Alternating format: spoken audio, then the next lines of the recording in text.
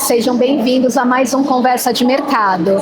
E hoje temos convidados ilustres que eu quero apresentar para vocês. Estamos aqui com Priscila Bates, gerente de logística da CSL Brasil, e Rodrigo Guerra, CFO da Comexport. Sejam muito bem-vindos. Obrigada. Hoje a gente vai falar sobre como a escolha estratégica por polos farmacêuticos, eles podem realmente impulsionar a competitividade das empresas do setor farmacêutico. E a gente queria tirar muitas dúvidas com vocês aqui hoje, para que todo esse público da indústria farmacêutica possa conhecer um pouco mais todos esses benefícios. Guerra, me conta um pouco mais da perspectiva da Comexport. Quais são os principais ganhos logísticos operacionais que esses polos eles oferecem às empresas do setor farmacêutico? Muito bem, Viviane, obrigado, antes de tudo, por estar aqui com vocês. Veja, eu acho que o ponto mais importante, o maior ganho, talvez, da gente começar a operar em polos farmacêuticos é a opcionalidade. E eu vou explicar um pouco melhor o que eu quero dizer com opcionalidade. Quando a gente começou a operação com a CSL, a Priscila pode falar depois um pouco, a gente batalhou muito para descobrir qual que era o melhor estado por onde que a gente ia entrar com os produtos da CSL. Então a gente estudou o Espírito Santo, estudamos Santa Catarina, estudamos Minas Gerais. Estudamos uma série de locais, não foi? Uhum. E uma das coisas que a gente observou é a questão da infraestrutura. Por quê? Porque um dos pontos mais importantes para a CSL era a questão da qualidade.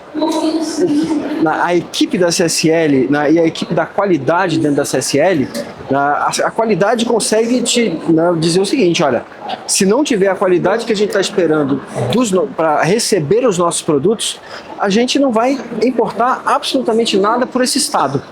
Então você imagina, o estado ele estava dependendo da existência de um polo farmacêutico ou de uma infraestrutura farmacêutica para que você conseguisse fazer as importações por dentro daquele estado.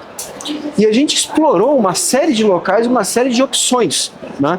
E a equipe de qualidade da CSL chegou e falou o seguinte: olha, por aqui não dá, por aqui não dá, por aqui não dá.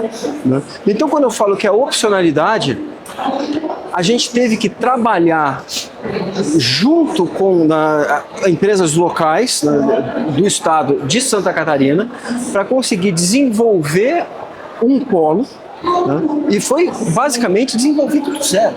Do zero, total. Não existia nada ali. Na região daquela... A gente desbravou tudo ali. Desbravou tudo.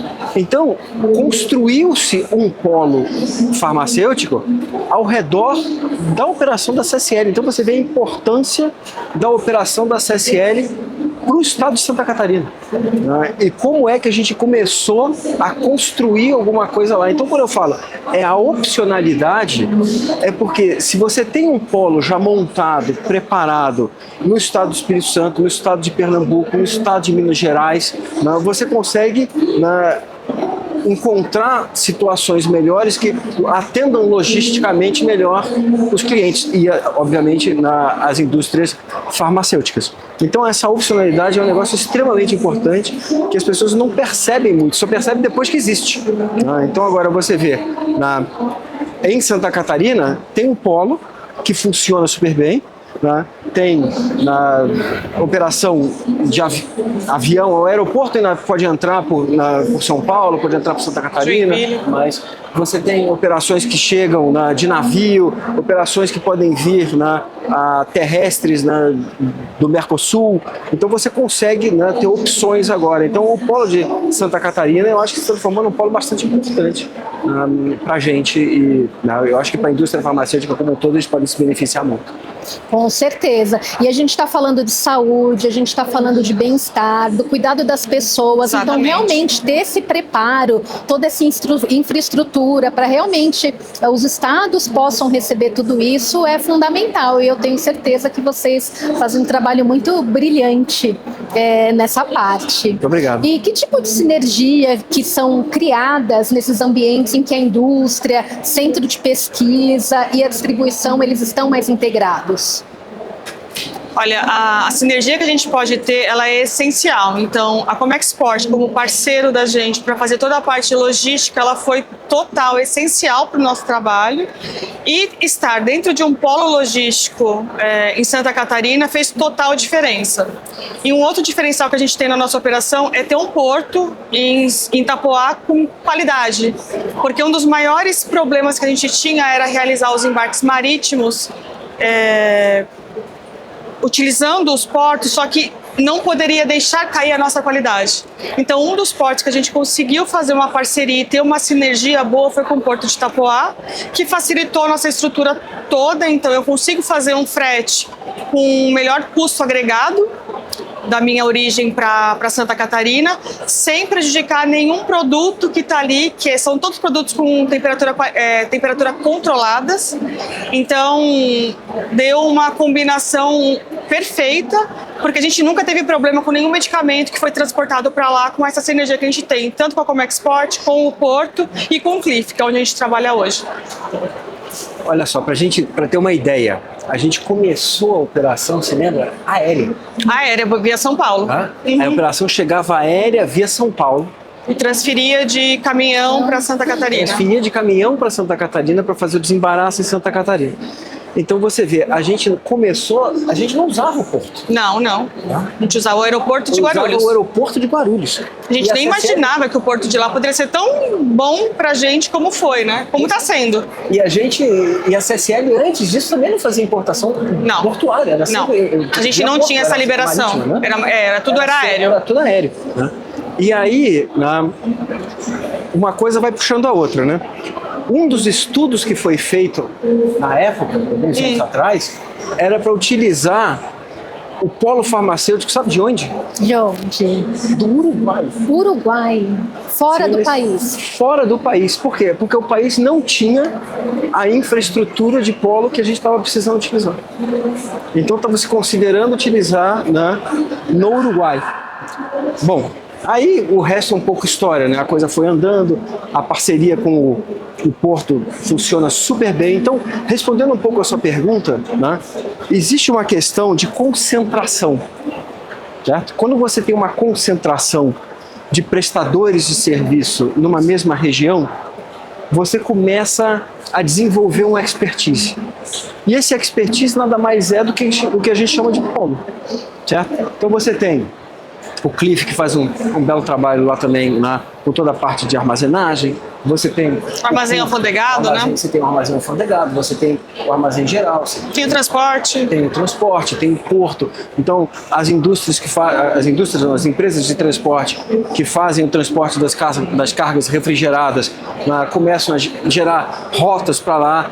O marítimo começa a gerar rotas que passam também pelo Porto de Itapoá. O porto vai criando volume, você vai começando a ter mais volumes de rotas terrestres também. Aí você começa a estabelecer outros armazéns na região e essas coisas vão evoluindo.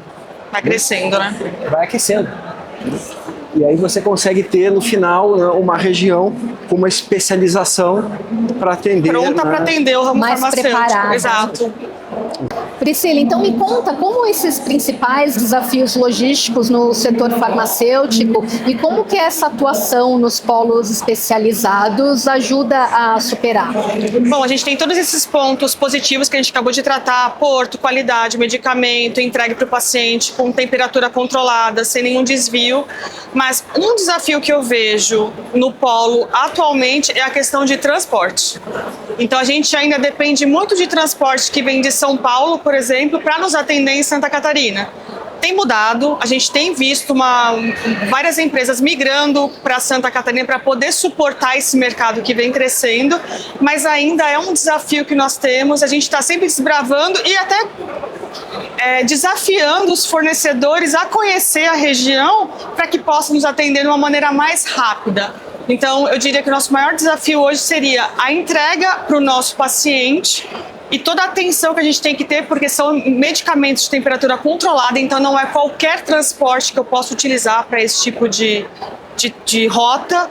Então, a gente sempre está convidando as pessoas, os fornecedores de São Paulo, para conhecer a região, para que possam nos atender, não só a CSL, como qualquer outra empresa farmacêutica que estiver por lá também.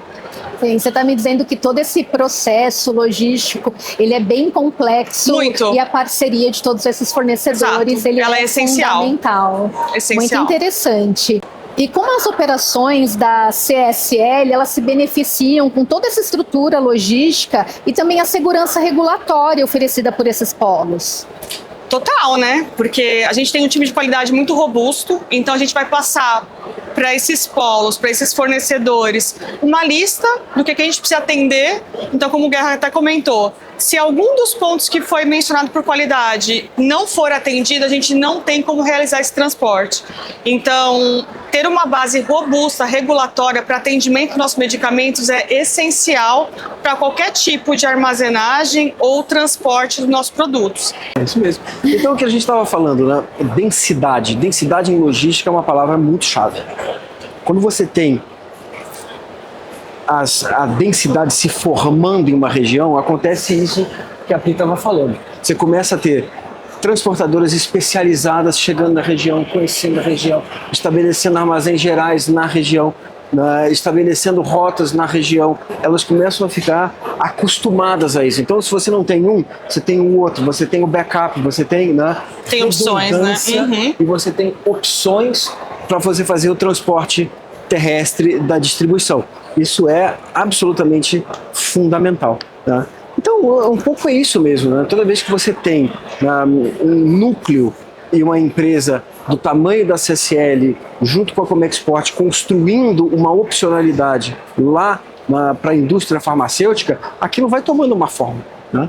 E quanto mais indústrias farmacêuticas começarem a utilizar esse polo, por exemplo, no caso a gente está falando especificamente do polo de Itapoá, mais vão ter benefícios que vai beneficiar... Mais facilidade para a gente. Facilidade, né? Porque é mais... Sinergia total que a gente consegue fazer com outras farmacêuticas, né? Então, em São Paulo a gente tem muito isso. Então, tem muitas farmacêuticas aqui em São Paulo. Só que um polo qualificado como a gente tem hoje em Itapoá está crescendo. Então, eu acredito que para o futuro a gente tem uma sinergia muito melhor com outras farmacêuticas, com mais transportes e uma malha rodoviária de fácil acesso para a gente poder distribuir nossos medicamentos. E Guerra, o que diferencia uma operação comum de uma operação bem estruturada dentro de um polo, principalmente na questão aduaneira e operacional? Quando você tem um polo, o polo ele precisa andar de uma certa maneira muito de mão dada com os estados, né? Porque os estados também, eles têm benefícios tributários específicos, certo? Eles facilitam uma melhoria de custos, né? E eles facilitam também o entendimento das questões farmacêuticas que acabam, no final das contas, atraindo mais indústrias para aquela região. Então eu vou te dar exemplos, né, para a gente conseguir tangibilizar isso um pouco mais. Né? O estado de Santa Catarina, por exemplo, que é o estado onde a gente tem essa nossa operação, o estado do Espírito Santo tem os benefícios, tem os incentivos deles. Né? O estado de Minas tem os benefícios e incentivos do estado de Minas. O estado de Santa Catarina tem vários incentivos que ajudam o estabelecimento de empresas farmacêuticas na região. Operarem lá, né, em Santa Catarina. Lá, claro. Então você tem tratamentos tributários diferenciados, você tem termos de acordos que podem ser estabelecidos para reduzir as questões de impostos de ICMS. Você tem o que eles chamam de centros de distribuição, que também tem outros tipos de benefícios tributários. Então, quando você une os benefícios que os estados oferecem, né, com os benefícios que a infraestrutura logística dos estados oferecem, essas coisas elas começam a andar muito de mão dadas e você começa a ter, você começa a ter sinergias entre o público e o privado. O estado de Santa Catarina é um estado que já está muito acostumado, né, a incentivar empresas a virem para o estado. Né? Tem todo um outro capítulo específico, que é o capítulo da reforma tributária, mas eu acho que se a gente começar a entrar nisso nessa pergunta, né, vamos para todos os lados. Né? Então, até a reforma tributária realmente começar a acontecer em 2029, você tem daqui até lá um Estado que está muito sincronizado com a iniciativa privada. Então você tem a iniciativa privada buscando trazer novos benefícios de logística, benefícios da malha, da densidade da malha que eu falei, que obviamente tem a ver com a logística, mas de qualidade. E você tem o Estado querendo que as empresas cheguem e tendo tratamentos muito assim, específicos do ponto de vista tributário para os estados. A questão aduaneira tem a ver mais com uma questão da Receita Federal, do governo federal. E também, eu acho que hoje está muito facilitado, o processo aduaneiro no Brasil inteiro já está muito mais facilitado. Obviamente que tem algumas questões mais específicas aí de greves que podem acontecer, podem dificultar um pouco, mas eu acho que a gente está num progresso bastante legal aí. E me conta, como que vocês enxergam o futuro dos polos farmacêuticos, tanto no Brasil como na América Latina? Vocês acham que existe uma expectativa de ampliação dessa estratégia, já que vocês desenham toda essa logística com fornecedores e parceiros locais? Sim, eu vejo uma grande oportunidade de crescimento, tanto no Brasil como na América Latina. Então, como o Guerra comentou, a gente utiliza hoje o Hub do Uruguai, então a gente tem muitas cargas da CSL que elas saem da Europa e vêm para o Hub do Uruguai. São cargas da Argentina, do Chile e do Brasil. Então a gente faz toda essa movimentação da Europa para o Hub do Uruguai e a gente tem essa divisão de cargas aqui no Hub para as entregas para os outros países, como o Chile, a Argentina e o Brasil, como eu comentei. O Brasil ele entra como um grande motor para movimentar as cargas que a gente manda tanto para o Chile como para a Argentina, porque a gente é um dos maiores mercados, então eles precisam da gente para fazer toda essa consolidação. E assim, a perspectiva da CSL é de crescimento total, tanto para o Brasil como para os outros países parceiros que a gente acabou de comentar aqui. Muito bem. Veja, imagina o seguinte, uma empresa do tamanho da CSL, que é uma empresa global, extremamente conhecida, presente em quantos países? Nossa, muitos, eu não vou saber dizer de cabeça, mas muitos. Global. Presente em, mas assim, dezenas de países. Quando ela veio para a América Latina, vocês já estão aqui há muitos anos. Já, mais de 100 anos. Mais de 100 anos na América do Sul, né? Escolheu lá atrás, há muitos e muitos anos atrás, começar, e essa distribuição foi pelo Uruguai. Pelo Uruguai. Né? Por que não pelo Brasil? Você entende? Eu não estou dizendo que vai se mudar toda uma logística, não é isso. A pergunta é por que foi pelo Uruguai e não pelo Brasil? Né? A gente, como o maior país da América Latina, a gente deveria ter dado essa opção, como país, o país deveria ter esta opção para uma empresa do porte da CSL. Isso daí é uma coisa que precisa mudar. A gente eventualmente, e não é para a CSL, pode ser para qualquer farmacêutica. As farmacêuticas podem ver o Brasil como uma central de distribuição para todos os países da América Latina. Por que não entrar por aqui? A gente é mais perto, a gente tem mais rotas marítimas, a gente tem mais rotas aéreas, a gente consegue fazer a distribuição terrestre para quase todos os países da América do Sul e estamos mais bem localizados. Então, seria natural do Brasil ser uma primeira opção. Não foi quando a CSL começou. Não conseguimos. E agora a gente está tentando trazer, o que eu falei lá no início, essa opcionalidade para o Brasil.